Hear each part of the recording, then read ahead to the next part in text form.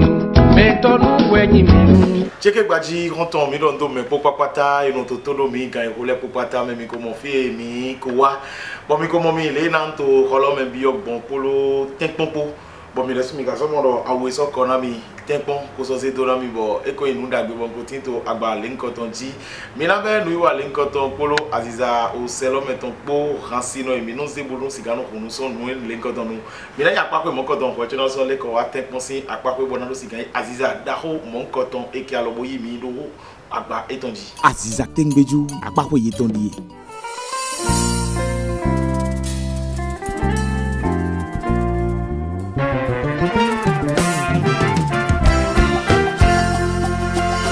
Májẹ̀mú ayọ̀ tó fi bá mi dá mama ṣe gbàgbé òye. Májẹ̀mú ayọ̀ tó fi bá mi dá lọ́jọ́ tó jìnnà mama ṣe gbàgbé Olúwa tètè mú ṣẹ. Májẹ̀mú ayọ̀ májẹ̀mú ayọ̀ tó fi bá mi dá mama ṣe gbàgbé òye.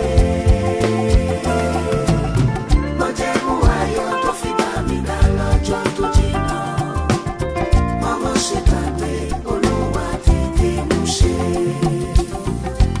Bàbá olùgbàlà mi, ìrẹ nìkan ṣoṣo mo ní nínú ayé mi. Èmi ò tún ní ọlọ́run mìíràn.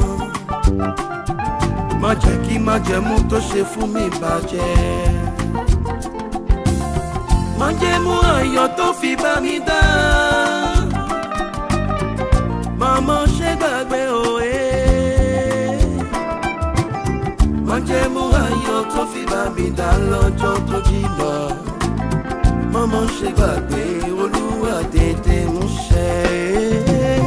Májẹ̀mú ayọ̀ tó fi bá mi dá mama ṣe gbàgbé òye. Má ṣe gbàgbé. Májẹ̀mú ayọ̀ tó fi bá mi dá lọ́jọ́ tó jìnnà Mama ṣe gbàgbé Olúwa tètè mú ṣẹ. Oya o. Mo yìn Jésù lógo. Mo yìn Jésù lógo. Ìpè tó pè mí, ìpè ọlá ni. Mo yìn Jésù lógo. Mo yìn Jésù lógo. mo yìn Jésù lógo. Mo yìn Jésù lógo. Ìpè tó pè mí, ìpè ọlá ni. Mo yìn Jésù lógo.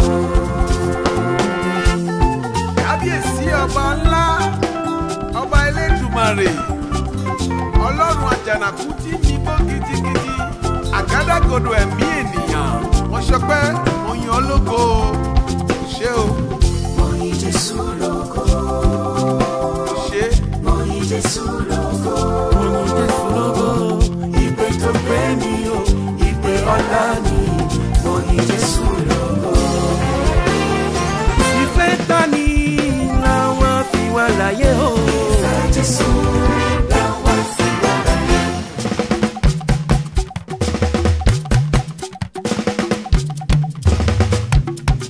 Mo ní ìfẹ́ ta ni làwọn fi wà láyé o. Ìfẹ́ Jésù làwa fi wà láyé. Àní ta ni ká ṣọpẹ́ fún. Jésù ni ká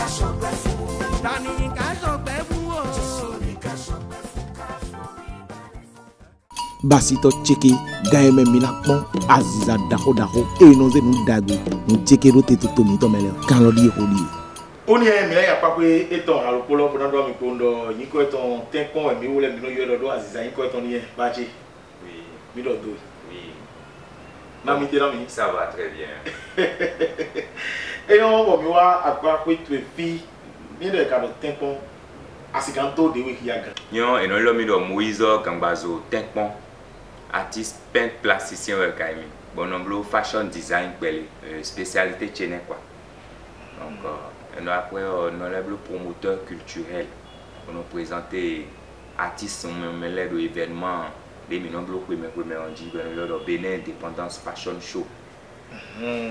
e yo e donc ya do mi wole di mi aziza e no demu mo kede mi no na untum alopa awu e ye no do enele o chokoto mi to ye no to enele gba kun nu teme o mu yo do tableau artistique enele nu e go mi no de nu do boy ken na zero ko me brando si gan na cho o ko meton nu mo ko ton le we mi wole mi no basito fi kabi Oui. e yo bo e nu bo ja cho ti dengbe na we mi ka bio azon mo ko ton me gbo na we be gun to apa ko mi don Et mbe azolo tion si kwede do jeune tata on pere ngolo 15 ans mo le cho be no lo biblo do école bono ya so même de dessin tam do classe bono ya so même no composition le cho dessin de bien no de on wa de t-shirt bloji kaka bo sou de me bo et on wa do bac che gudo i bac gudo bo après no le on a be campus moi mon de bon et longue étude là c'est pas bon donc j'ai dit que je vais entreprendre en tant qu'artiste là, d'abord entreprendre, bon ben entrepreneuriat. ah we so awa so mu kwedi Oui, oui. awa so mu kwedi Puis après partir, les mamans de Benaï, audiovisuel quoi, de formation privée.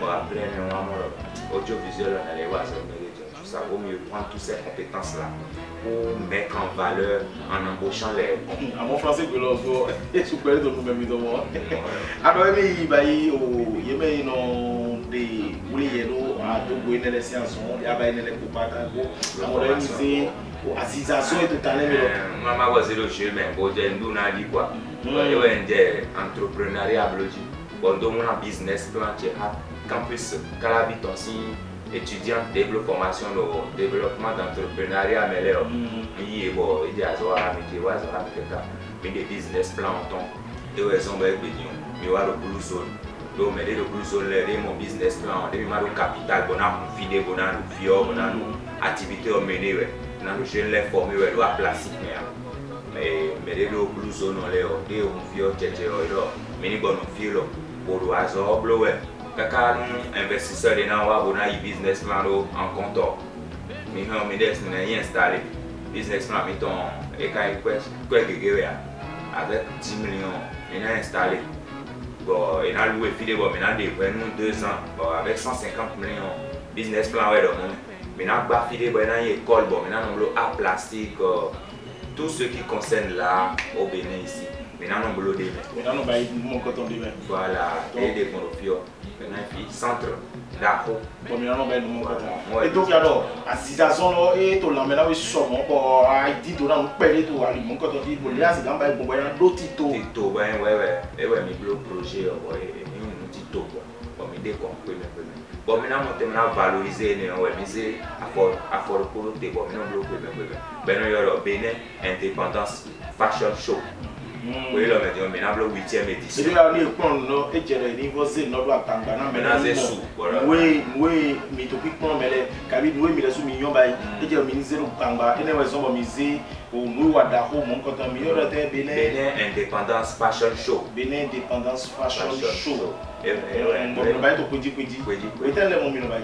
Au 31 juillet, veille de 1er août, on va artisan, on va valoriser. Nous étions clair des indépendants pour le tour en tant qu'artisan. Nous sommes milieu indépendant en 62 ans. Cette année, nous sommes des artisans. Tout vie est mis dessus. Nous sommes milieu indépendant pour le tour de laisser nous compte. Et nous sommes tout vie donc pour valoriser ces choses-là, nous organisons Bénin Independence Fashion Show. Et nous avons appelé styliste de la sous-région. Bénin, c'est un styliste et Togo, Niger, Ghana, c'est styliste, mais invité. Styliste n'a pas bossé Europe, Hollande, Bonawa. Bon, yo, yigbe boilo mi boro enawa, nuiwa, mon kotonji. Eyon, minale kwa akpako nuiwa lotonji, amon mi le sou papa azizazon e mino watu fi. Bon, bino de noa lokpa le don to kolon me pon lan to muso somo. Nou mon koton mina ya papi to bo mina to mon no kpolpo na mi. Eyon to ene wa danzo bo na fe mi lo. Mina chite kodomi. Bon mina be polo tito mon koton ko na je non le ponji tete do mondo no so to fi. Oui oui. Et nous le filet bio projet ouais Miblo 2021. Bon, exposition qui continue à 2022. Il y a une galerie des projets européens.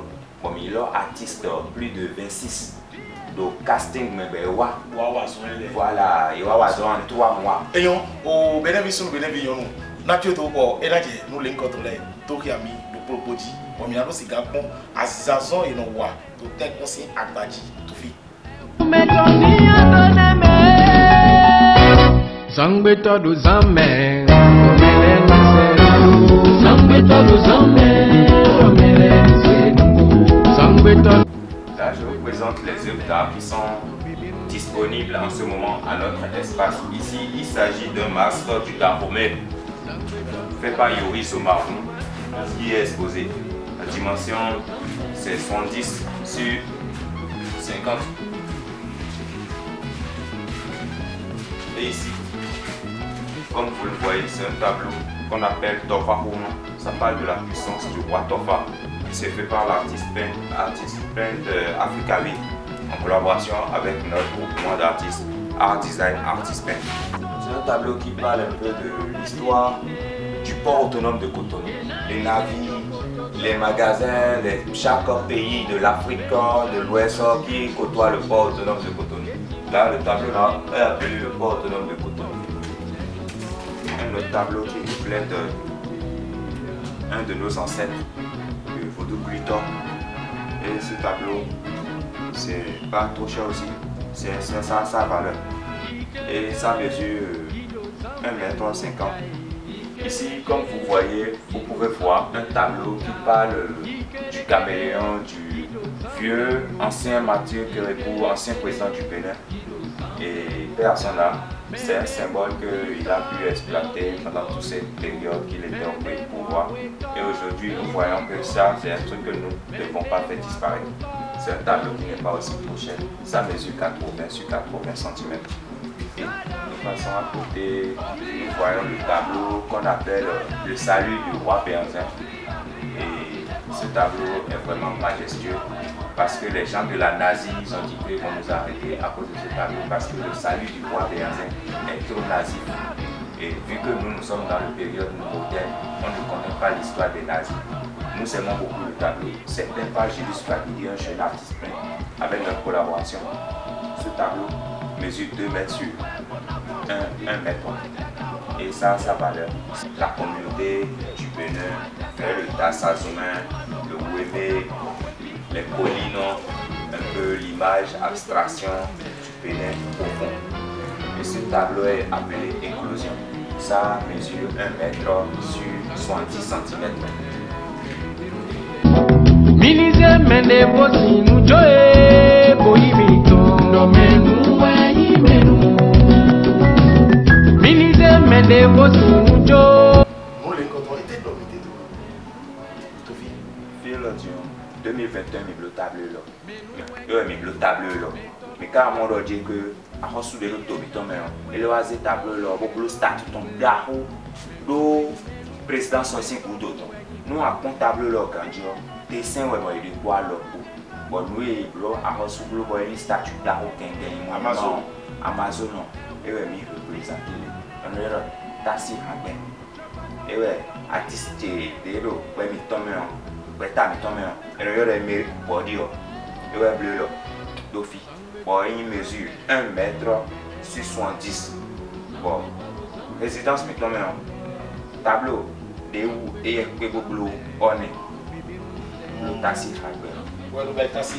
hagen et on au bénéfice nous bénéfice nous il est sous mi mondo o aziza mi tole yeto tamegba ye to ay ka encore de temps auto azon encore wa ba ko to tanami ko me fiwe izirami di awo to konomi ko me fiwe to nami e no esuzo bi ochuko to ira bo zirami do bi for pa ina zirami ye ba ibo ba cash ni bon mi na chion bona no sika no to ko me bo e ke yin awuto yira kan no coronavirus ne e ma sika mo adito biko o ni de cash ni mi na mo do ye wu lewe e ya wu de nkoton ko ba si mo nkoton lo fi wo ye na chion lo le alors action de rôle et to alors ni pepe masolo na ibe to aziza le nkoton le si apa ba wo so bo ye fon te gbe boto kan alopa ho to ale mo nkoton le ji no susu wo to fi ko mi ko so ton bo so no e no ka cambio de tempo do azon mon nkoton me to claro de me jawe oui mo e ka so te bo mele no kun mi no do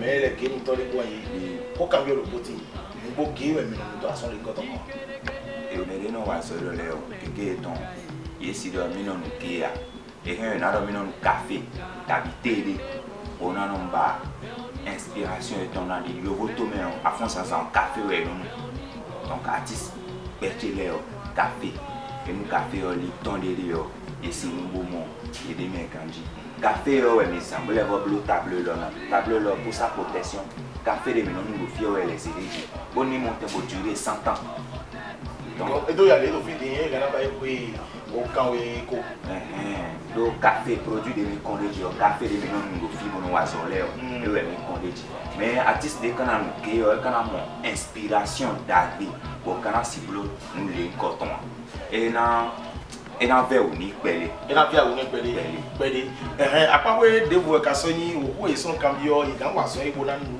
fi kwa si tole oui to me fio e ve o pele no artiste le mais nous artiste le e suivre réforme des gouvernements ti ton zewa e na sa ton bon canal de gouvernement et zéro théologie gouvernement du galerie nationale doté on a monté mon agora artiste les coton les bon il a non comme et con bah ils sont mon quoi pele non les produit mais de l'heure de mino ça bon yo mon aide mais des ton il non to me bon do Facebook bon blo Facebook tu virtuel ouais ben l'école de beaux-arts t'es compte à romain école de beaux-arts n'tes un imon do ma mon nyen artiste ouais mi bon kale bon école boyin peto bolo télé école ouais ni mais des boudé non c'est combien et non nyon nous de quoi bonon dido bonon vous dire mais jo mais mon lo mi mon do ah merci nemi de bon donc artiste de nyon merci ouais le bon bon non de mais de na blo t-shirt lo bon yo non clé yo pauvre de mais na blo tableau bon le non clé yo pauvre bon ngo wa vous dire école de beaux-arts t'es contact romain do ma mon to mi to me fio we do ne nde to aka jolo to me on na blonde bon ouais soit yin to vi bo na no a do to me fi nu bo poto ne bayi voilà et raison bon wa vous dire école de beaux-arts t'es contact romain bon espace virtuel et raison mi de mi no ça mi no ces photos tableau les le coton pour nos zéro réseaux sociaux les TikTok Instagram Facebook et on to klo me mi na vivre no wa lin ko tonton ho le na cambio we yo o no wa to ito ayoji boja mo kede e ka soigner ligne pataki ki ado duro ri ado e te wa jam bio me to pipon we dile bon l'événement Bénin Independence Fashion Show est dans le lieu le 31 juillet 2022 à partir de 17h de salle polyvalente numéro 2 de Blue Zone Zongo Cotonou. Donc défilé de mode. Bon, styliste nous met l'air de mi bon tout à l'heure, il a présenté nous étant les mannequins d'Agbi nous vi son vie béninoise là, il a présenté nous étant nos événements dit. Bon, il a oublié. Ticket les 2000 ouais entrée mais 5 ans sous 10 000. Bon, a ticket le commun en bio mais ça donne droit à des rafraîchissements de la sous des bras. Bon, événement on dit exposition du 30 juillet au 1er août. Exposition de nos créations d'art, vêtements, tableaux, chaussures, accessoires de mode. Nous débouder nos créer pour artisanat si un pour Tomefio et n'a exposé Pelero. Oui oui. Et Benebe. Et on bon à part quoi de vous mais il a quand dit que c'est dans bon pour nous c'est dans mon et 67 32 73 64. Madame l'international, plus 229 67 32 73 64. On canambio mais le tour même pour mi point les mais de tijo dagbe ha dagbe le ye ni mo tembo wa go alonu mi do mi mamon alogo de busin 8 édition di bon kwelo me de mi kana 8e édition et on canal 3 ko wa tembo wa go alonu ah merci beaucoup à canal 3 Benin et là tu là yesu papa Benin vi sunu Benin vi yonu mi don do me po papata e non to mi bon to ni wa dadagbe mi ton yin chike gbaji ji et là tu là mi na se que ton do clevete mo bon do chewe to mi fon mi na so to pipe ko ko me ayaje po egbe blue zone mi wa yi o tempon eyin aziza dadagbe et to yaro beson din o t-shirt dadagbe le nkan ton le mi ra tempon na je ki koji o ba kun dadagbe le nkan ton le mi ra je tition ji ba no flin o me ko mi ton le sin o penu egbe ton mi no ni mo mi na do to joa me ko enu no ye inu si ko to gently bienvenue ngbe mi na do ndo wo su papa yi mo gan lo to ton o da ka do ndo me no to mi gbon popo nle popo pata o sle ma yon bola ji o meta ko loju ton ni iwe de vo